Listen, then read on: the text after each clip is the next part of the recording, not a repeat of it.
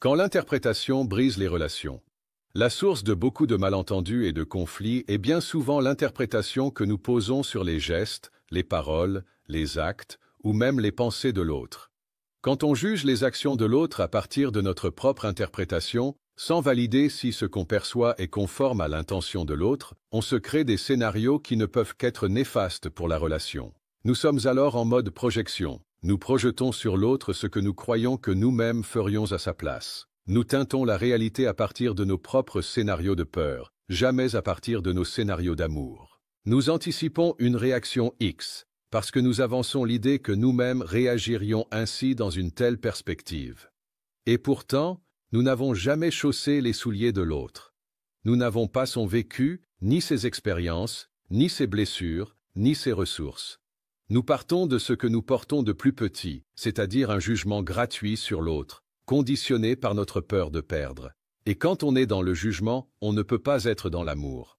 Parfois, nous avons tellement peur de perdre l'amour de l'autre que nous créons des scénarios dans notre mental où justement cet amour nous est retiré, comme pour nous donner raison et nous faire mal à l'avance de ce qui n'arrivera peut-être jamais, ou que plus tard.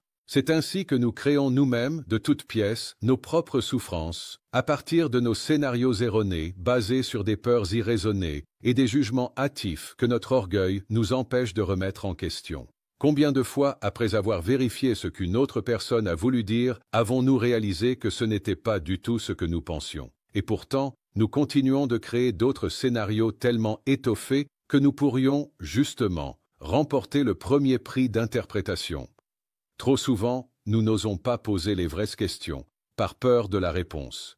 Et pourtant, c'est dans cette réponse qu'on pourra mieux comprendre l'autre et décider alors de notre propre réponse, plus appropriée à ses paroles et ses gestes. Nous croyons que l'autre est fâché?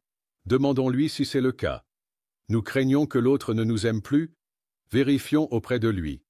Nous estimons qu'un tel comportement visait à nous faire de la peine?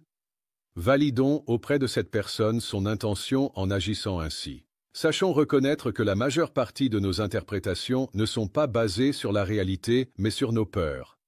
Et il ne faut pas confondre ici l'interprétation créée dans notre mental avec notre intuition qui vient du cœur et qui se trompe rarement, elle. Validons plus, interprétons moins.